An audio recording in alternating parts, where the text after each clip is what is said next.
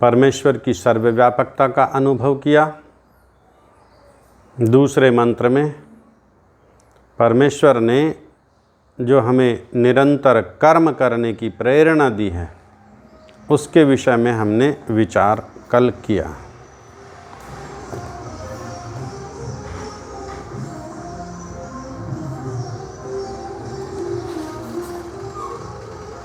यहाँ पर एक दृष्टांत दिया था कल कर्म करने का, जिस प्रकार मन के विषय में बतलाया गया।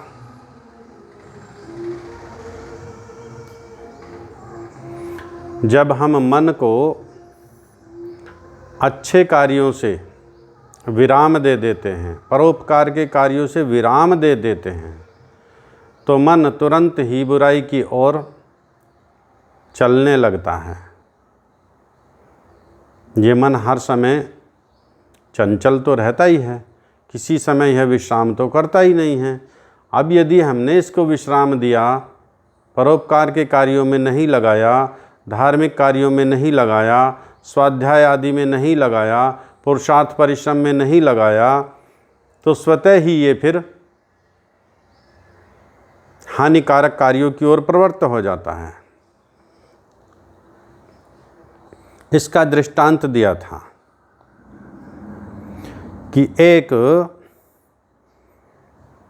धनाढ्य व्यक्ति था, उसके पास बहुत सारा धन संपत्ति है, बहुत सारे नौकर चाकर हैं, बड़ा कार्य है, बड़ा उसका व्यापार व्यवसाय है। अब एक रोज़ उसके पास एक व्यक्ति आया और उससे कहने लगा, आप मुझे नौकरी दे दीजिए, मुझे भी काम पर रख लीजिए। उसने कहा ठीक है, रख लेते हैं काम पर। अब बताओ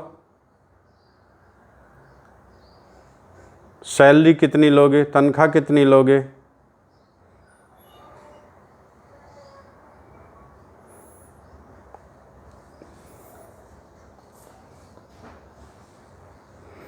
अरे विक्की, कालू कहाँ हैं?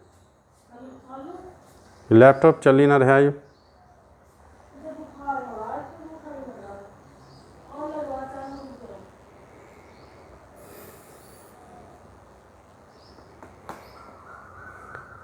उसने कहा मुझे सैलरी कोई नहीं देनी है आपको, बस एक कार्य करना है, मुझे निरंतर कार्य करते रहना है। आप मुझे निरंतर कार्य देते रहेंगे। यदि मेरे पास कार्य नहीं होगा, यदि मैं खाली बैठूंगा, तो मैं तुम्हारी हत्या कर दूंगा, मैं तुमको मार दूंगा। ये उसकी कंडीशन थी, ये उसकी शर्त थी। अब उसने देखा मेरे पास तो बहुत सारा कार्य है, मेरे पास तो इतने नौकर चाकर हैं, मैं इसको क्यों खाली बैठने दूंगा? और जब यह इतना कार्य करेगा तो बढ़िया है, अन्य जो मेरे पास में नौकर हैं उनको मैं हटा दूंगा। और उसने उस व्यक्ति को कार्य पर रख लिया। कार्य पर रख लिया, उसको कार्य बताया गया, इस कार्य को करो। जो कई दिन का कार्य था, 4-5 दिन का, 1 सप्ताह का कार्य था, कुछ घंटों में वह कार्य उसने समाप्त कर दिया। फिर आ गया उसके पास दूसरा कार्य, बताओ जी। अब इसको बड़ा आश्चर्य हुआ, इसने तो बड़ी जल्दी कार्य कर दिया, बड़ा प्रसन्न हुआ। दूसरा कार्य बताया, तीसरा कार्य बताया, चौथा कार्य बताया। इसी प्रकार वह कार्य बताता रहा और वह उस कार्य को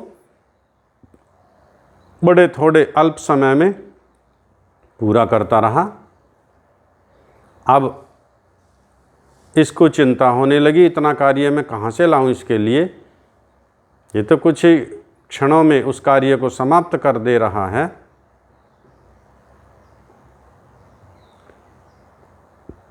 अब चिंता में बड़ा व्याकुल रहने लगा। एक दिन एक जो बुद्धिमान व्यक्ति था कोई, उनसे मिला। उन्होंने पूछा, भाई क्या कारण है तुम्हारी चिंता का? तुम्हारे पास तो सब संसाधन हैं, नौकर चाकर, बंगला, गाड़ी, धन, व्यापार व्यवसाय, सब कुछ तुम्हारा ठीक चल रहा है, फिर तुम चिंतित क्यों रहते हो? तब उसने उस व्यक्ति को अपनी कहानी बताई, ये कारण है, मैंने एक व्यक्ति को इस शर्त पर रखा है। अब जैसे ही उसको कोई कार्य बताता हूँ वह तुरंत कार्य को समाप्त कर देता है। अब इतने कार्य मैं उसके लिए कहाँ से लाऊं? मुझे चिंता है, कहीं ऐसा ना हो वह व्यक्ति मुझे मार डाले। तब उस व्यक्ति ने उसको कहा कि आप ऐसा क्यों सोचते हो कि आपके पास उसके देने के लिए कोई कार्य नहीं बचा है? बोला जी जो भी मैं कार्य बताता हूँ तुरंत कर देता है। तो उन व्यक्ति ने कहा ठीक है, तो उनको अपने अन्य कार्यों में लगाओ, भाई तुम्हारा कार्य उन्होंने समाप्त कर दिया है, ठीक है, तो आप जो अपने मित्र हैं उनके कार्यों में लगाओ, जो पड़ोसी हैं उनके कार्यों में लगाओ। जब वह पड़ोस के कार्यों को समाप्त कर देगा तो फिर गांव के कार्य में लगाओ, जब वह गांव के कार्यों को समाप्त कर देगा फिर समाज के कार्यों में लगाओ, दूसरे मनुष्यों के कार्यों में लगाओ, प्राणी मात्र के हित के कार्यों में लगाओ। आप क्यों उसको खाली बैठने दे रहे हो? आपके पास तो अनेकों कार्य हैं। अब यहाँ पर अंतर केवल यह है हमारी सोच का है।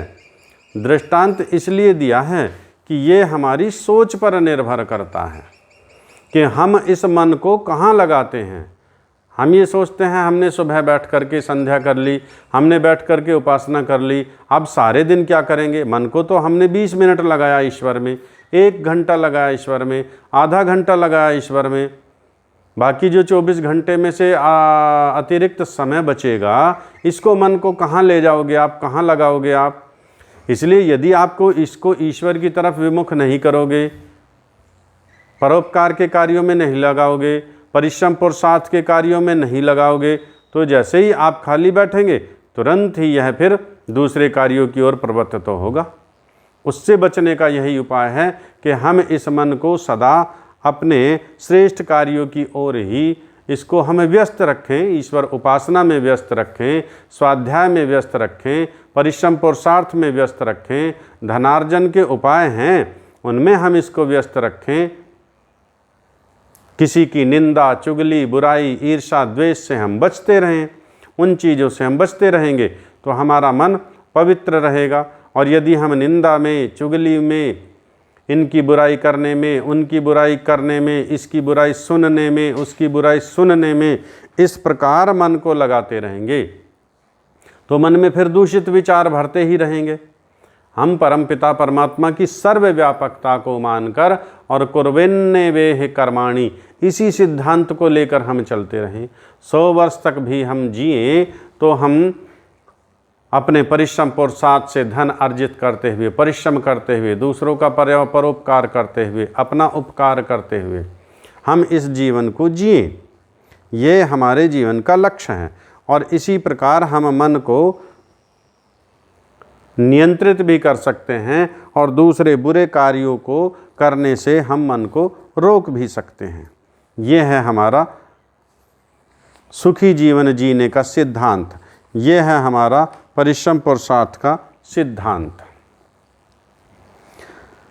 तीसरा मंत्र है असूर्यानाम ते लोका अंधेन तमसावृतः तास्ते प्रेत्याभिगच्छन्ति ये के चात्महनो जनः। असूर्य कहते हैं असुरो संबंधी, नाम सचमुच, ते वे, लोकाह, लोकाह का अर्थ यहाँ पर शरीर है। लोक का अर्थ असूर्य नाम ते लोका, लोक ये भी हैं, द्युलोक, अंतरिक्ष लोक, पृथ्वी लोक, और यहाँ पर लोक का अर्थ शरीरों से है। अंधेन गहरे, तमसः अंधकार से, आवृतः ढके हुए, तान उनको, ते वे, प्रेत्य अर्थात मरने के बाद, शरीर छोड़ने के बाद, अपिहि भी, गच्छन्ति प्राप्त होते हैं, ये जो, के चा कोई, आत्महनः आत्मा का नाश करने वाले, जनः लोग हैं। अर्थात ऐसे लोग जो आत्मा का नाश करने वाले हैं, आत्मा का विनाश करने वाले हैं, आत्मा का हनन करने वाले हैं। अब आत्मा की मृत्यु नहीं होती, आत्मा का नाश नहीं होता, आत्मा कभी उत्पन्न नहीं होता तो उसका विनाश भी संभव नहीं है। जो उत्पन्न नहीं होता है उसका विनाश भी संभव नहीं। आत्मा तो अनादि है, लेकिन फिर भी मंत्र में कहा असूर्या, असुरो संबंधी लोकः शरीर को, अर्थात जो व्यक्ति अपनी आत्मा का हनन करते हैं, अपनी आत्मा के विरुद्ध आचरण करते हैं। कई बार जो हम कार्य करते हैं आत्मग्लानि होती रहती है, मन जानता है, अंतर मन से आवाज़ आ रही है कि यह कार्य गलत है, फिर भी उसी कार्य को हम प्रवृत्त हो रहे हैं। हम सब जानते हैं परमेश्वर न्यायकारी है, सर्वशक्तिमान है। मीट पे होगा कोई शब्द, और फिर भी हम परमेश्वर की व्यवस्था के विपरीत चलते हैं। यदि परमेश्वर की व्यवस्था के विपरीत जाकर हम कार्य करेंगे तो उसका परिणाम तो भुगतना पड़ता है। परमेश्वर इस जन्म के कर्म के अनुसार जो अगला जन्म है हमारा वह मिलने वाला है। गूगल मीट पे नहीं चलती वो, बोला अपनी मम्मी का उठा के फ़ोन, उसमें है वो।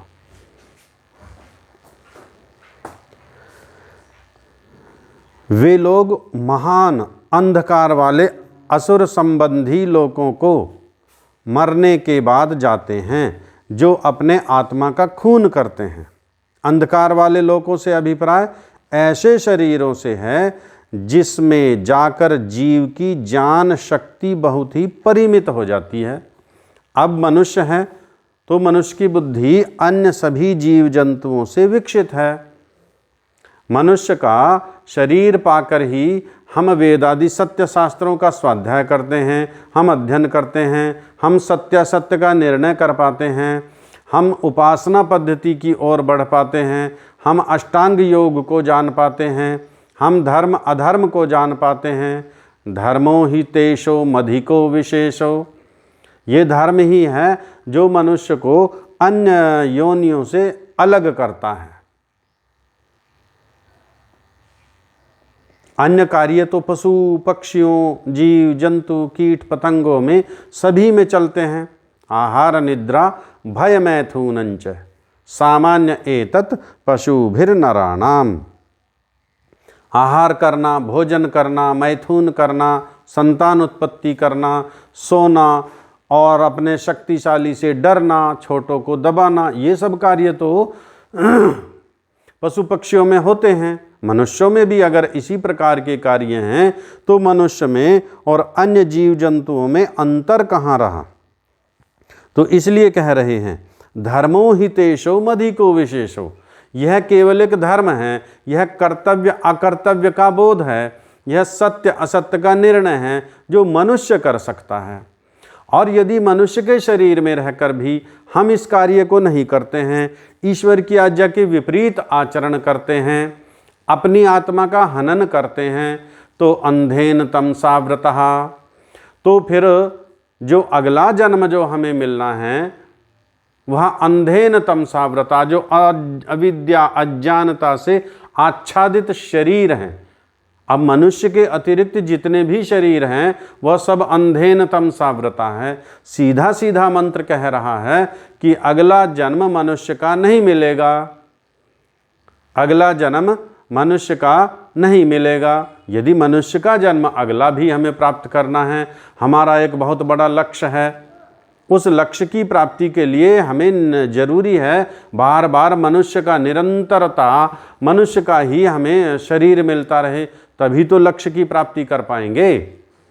और यदि बीच का क्रम टूटा तो फिर पता नहीं कितने जन्मों तक, कितने वर्षों तक ये यात्रा हमारी अधूरी। अंधेन तमसा व्रता, जीव जंतु कीट पतंग पशु पक्षियों के शरीरों को हम प्राप्त होंगे, मनुष्य के शरीर को तो प्राप्त नहीं होंगे।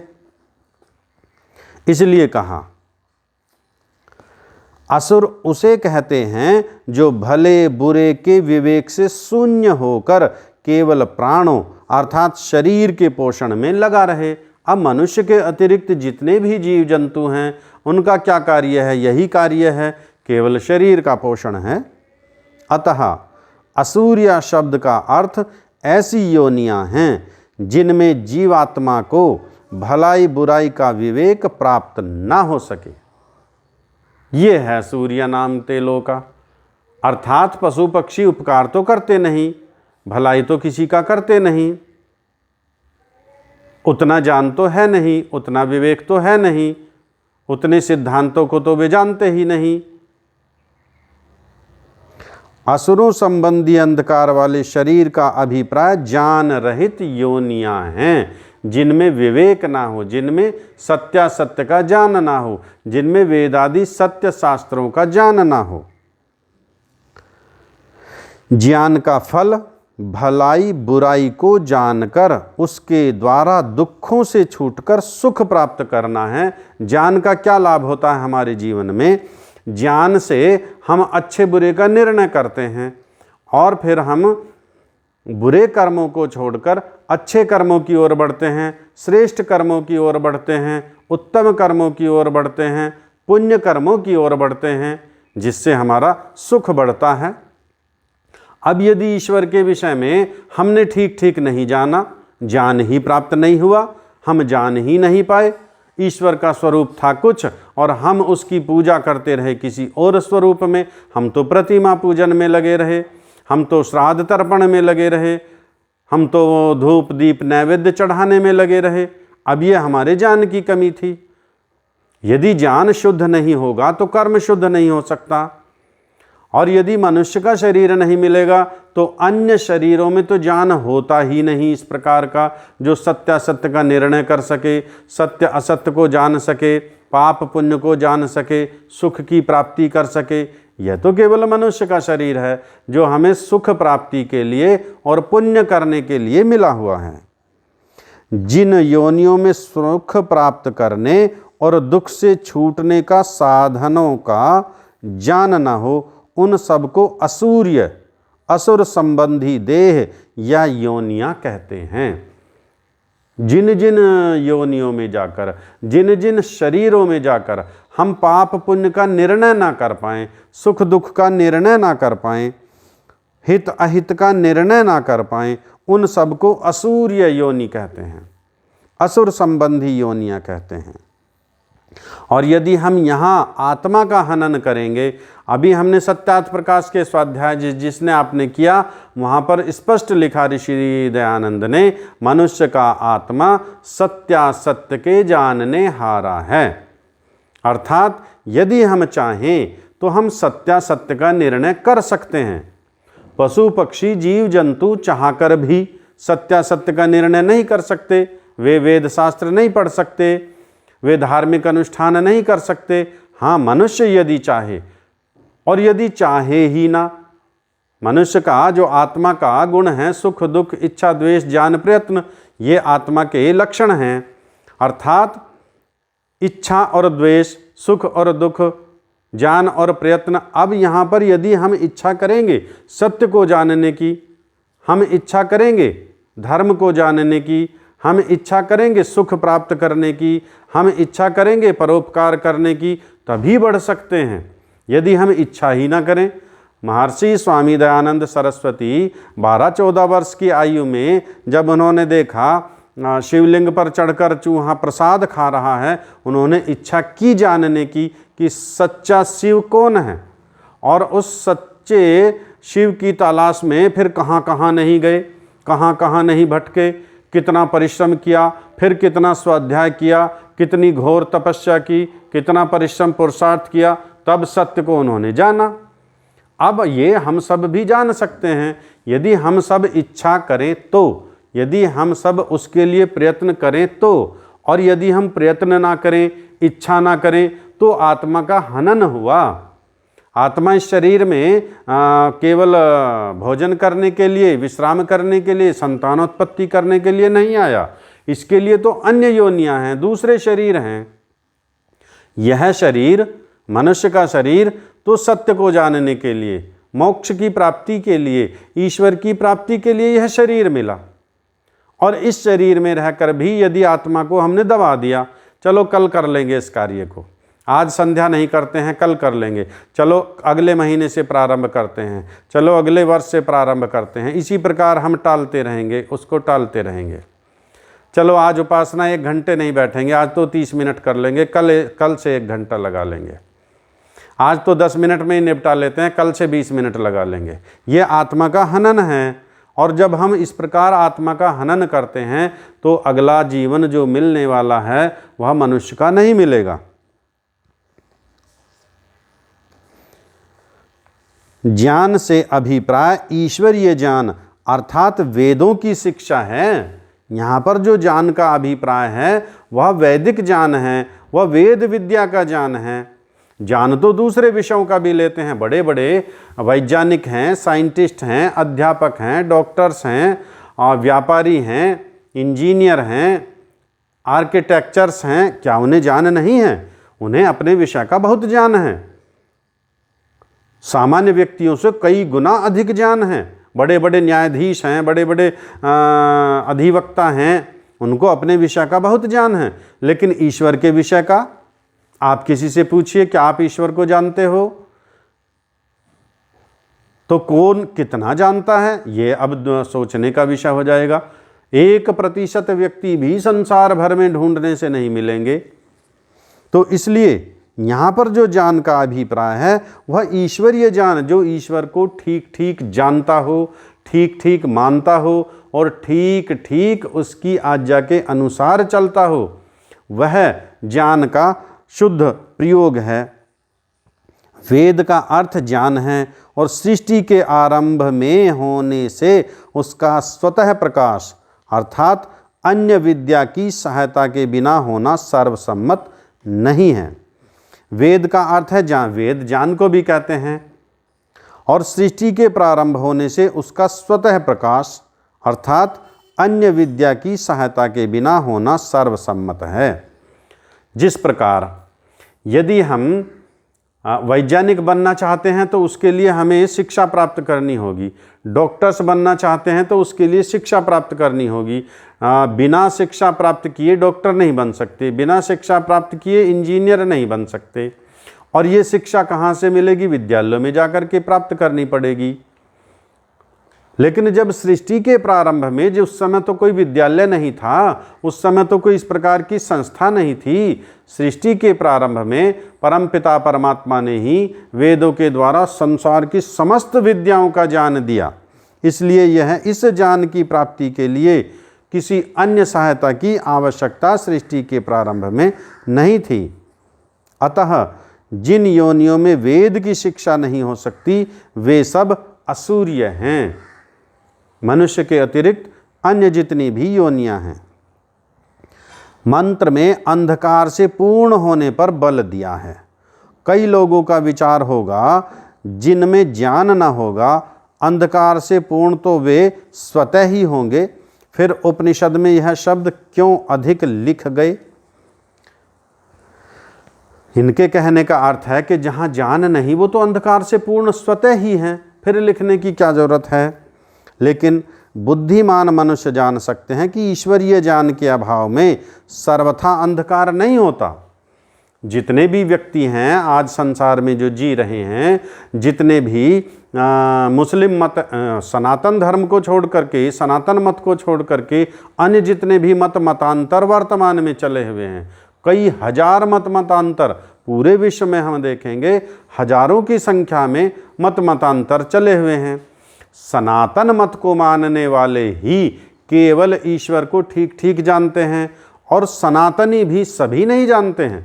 जो पौराणिक हैं वे भी तो सनातनी हैं, वे भी स्वयं को सनातनी कहते हैं, लेकिन वो ईश्वर के स्वरूप को ठीक ठीक जानते ही नहीं। फिर उसके ज्ञान को कहाँ से मानेंगे? वेद पढ़ते हैं, वेद का पाठ करते हैं, लेकिन प्रतिमा पूजन करते हैं, फिर वेद पढ़ने का क्या लाभ हुआ? इसलिए वर्ण वेदों की शिक्षा न होने से, अविद्या अंधकार होने पर भी, साधारण मानवीय शिक्षा होने से कुछ न कुछ प्रकाश रहता ही है। एक किसान है, सीधा साधा, निरक्षर है, अनपढ़ है, लेकिन अपनी कृषि के विषय में बहुत ज्ञान रखता है, पशुपालन के विषय में बहुत ज्ञान रखता है। सर्वथा अंधकार में तो नहीं है, इतना ज्ञान तो है, अपने विषय का ज्ञान तो है।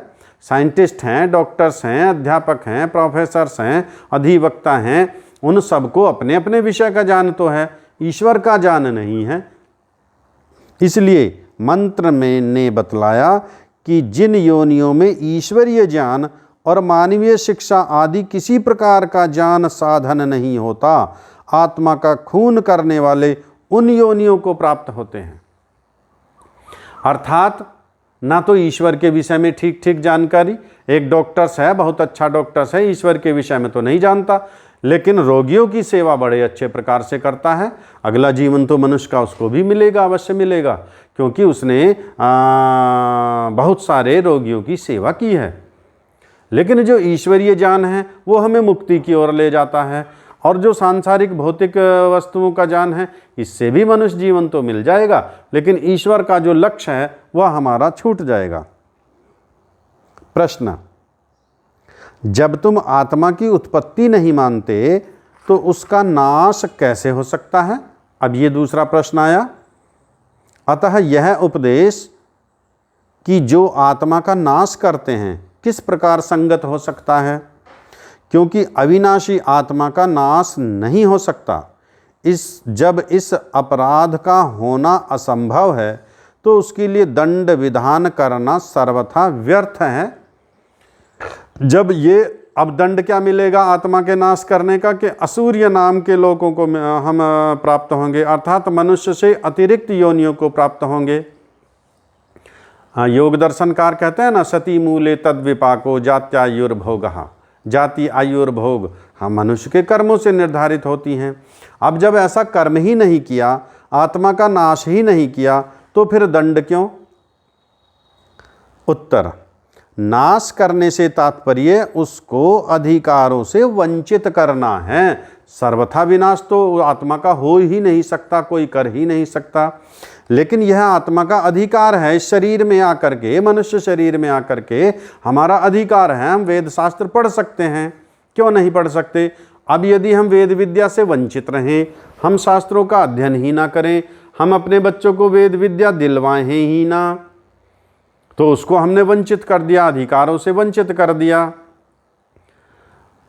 हजारों वर्षों के अविद्या के काल में जो तथाकथित धर्म गुरु थे, उन्होंने यह परंपराएं चला दी। महिलाओं को वेद पढ़ने का अधिकार नहीं, शूद्रों को वेद पढ़ने का अधिकार नहीं।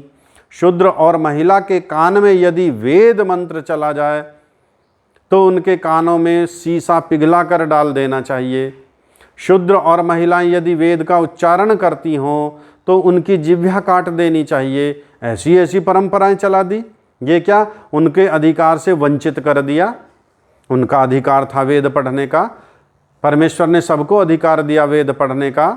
यथे माम वाचम कल्याणी माम वदानी जनेभ्यः, जैसा मैं अग्नि, आदित्य और वायु अंगिरा ऋषियों को प्रारंभ में जो ईश्वर ने उपदेश दिया उसी समय बता दिया था, जैसे मैं तुम लोगों को इस कल्याणमयी वाणी का उपदेश कर रहा हूँ, ऐसे तुम भी सभी को करना।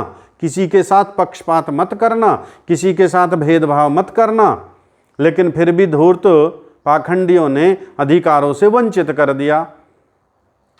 और इस पाप कर्म को करते हुए क्या उन्होंने अपनी आत्मा का नाश नहीं किया? आत्मा सत्य का जानने हारा और सत्य का प्रकाश करने हारा। अब सत्य को जाना ही नहीं, सत्य का प्रकाश कहाँ से करते? अपनी आत्मा का भी हनन किया, दूसरे के अधिकारों को भी वंचित कर दिया। जीवात्मा को परमात्मा ने मन आदि पर राज्य करने का अधिकार दिया है। आत्मा को इंद्र कहा गया है, परमेश्वर को भी इंद्र कहा गया है, राजा को भी इंद्र कहा गया है। तो इसलिए इंद्र का आत्मा का नाम इंद्र है, क्योंकि यह राजा है, इसका अपना एक शासन है। परमेश्वर की सत्ता पूरे ब्रह्मांड में है और आत्मा की सत्ता इस शरीर में है। इस शरीर में आत्मा का अधिकार चलता है, आत्मा का राज्य चलता है। जब चाहे आँख का प्रयोग करे देखने के लिए, जब चाहे आँख बंद कर ले, मैं तो नहीं देखता। जब चाहे आँख कान का प्रयोग करे शब्द सुनने के लिए, जब चाहे मैं तो नहीं सुनता। ये सब इसके संसाधन हैं। सब इंद्रियां, मन और शरीर आत्मा को लक्ष्य तक पहुंचाने के लिए परमेश्वर ने साधन दिए हैं। जो लोग आत्मा को इस उच्च पद से गिराकर मन और इंद्रियों और शरीर का दास बना देते हैं, वे वास्तव में आत्मा का नाश ही तो करते हैं। आत्मा को राजा बनाया था परमेश्वर ने, ये राज्य दिया था परमेश्वर ने, सत्ता दी थी परमेश्वर ने, साधन संसाधन दिए थे परमेश्वर ने, ज्ञानेंद्रियां कर्मेंद्रियां दी थी परमेश्वर ने। लेकिन हमने उस आत्मा को राजा के पद से गिराकर स्वयं इनका दास बना दिया। मन का, इंद्रियों का दास जब आत्मा बन जाता है, यह आत्मा का नाश ही तो है, यह आत्मा का विनाश ही तो है, यह आत्मा का हनन ही तो है, यह आत्मा का पतन ही तो है।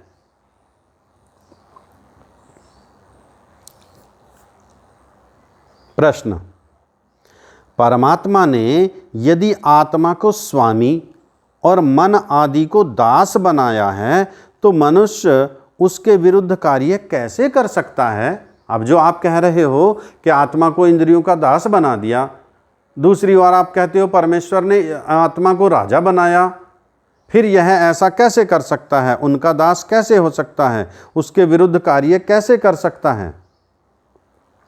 उत्तर, मनुष्य कर्म करने में स्वतंत्र है, किंतु जिस समय वह परमेश्वर की आज्ञा के विरुद्ध चलता है तब उसे दुख मिलता है, और जब परमेश्वर के आदेश के अनुसार चलता है तब उसे आराम मिलता है। मनुष्य का आत्मा कार्य करने में स्वतंत्र है, लेकिन जब ईश्वर की आज्ञा के अनुरूप चलेगा, ईश्वर की आज्ञा के अनुसार चलेगा, सुख की प्राप्ति होती रहेगी, और जब ईश्वर की आज्ञा के विरुद्ध चलेगा तब वहाँ से दुख प्रारंभ हो जाएगा। इसे यहीं पर विराम देते हैं। मंत्र काफ़ी अभी व्याख्या इसकी विस्तृत है, कल लेंगे आगे इसके। आइए अब ब्रह्म यज्ञ